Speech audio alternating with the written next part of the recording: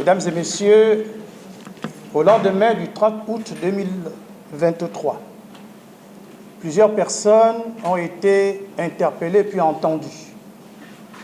À l'issue des enquêtes préliminaires, le procureur de la République, près le tribunal de premier instance de Libreville, ouvrait une information judiciaire contre 13 d'entre elles, dont Sylvie Marie-Aimée Valentin, épouse Bongo, et Noureddine Bongo Valentin, pour détournement des deniers publics, complicité de détournement des deniers publics, blanchiment de capitaux, complicité de blanchiment de capitaux, troubles aux opérations du collège électoral, corruption, concussion, usurpation de titres et de fonctions, faux usage de faux, recel, contrefaçon des imprimés officiels des institutions, contrefaçon du sceau de l'État et association de malfaiteurs.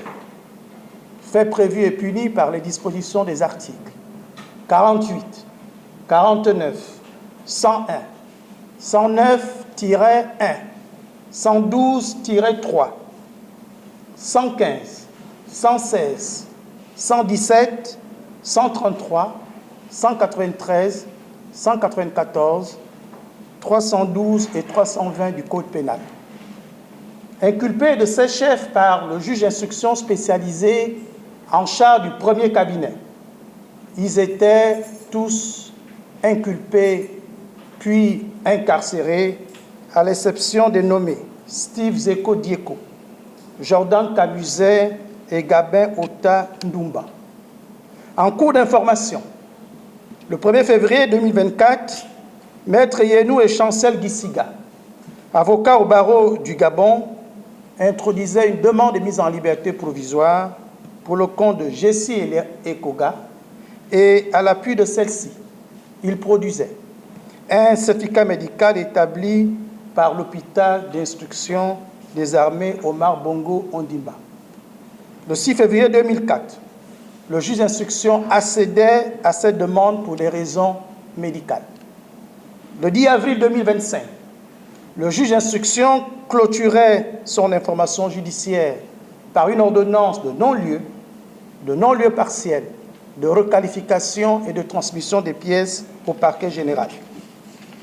Le 28 avril 2025, l'entier dossier était transmis au procureur général aux fins de saisine de la chambre d'accusation.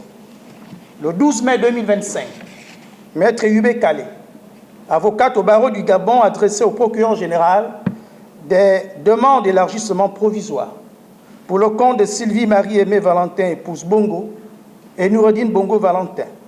Dans celle-ci, elle alléguait que l'état de santé de ses clients était préoccupant et produisait à cet effet des certificats médicaux délivrés par le médecin-chef de la prison et par le médecin général Jean-Raymond Zenzé de l'hôpital d'instruction des armées Omar Bongo Ondimba. Saisi par le procureur général, l'agent judiciaire de l'État déclarait ne pas s'opposer aux dites demandes pour des raisons humanitaires. Le mercredi 14 mai 2025, la première chambre d'accusation spécialisée leur accordait la liberté provisoire en raison notamment de leur état de santé, devenu incompatible avec le milieu carcéral selon leurs médecins traitants. Je tiens à rappeler que la liberté est le principe et la détention l'exception, et que cette mise en liberté provisoire, qui a été ordonnée pour des raisons médicales, s'inscrit dans le strict respect des dispositions des articles 132 et 143 du Code de procédure pénale.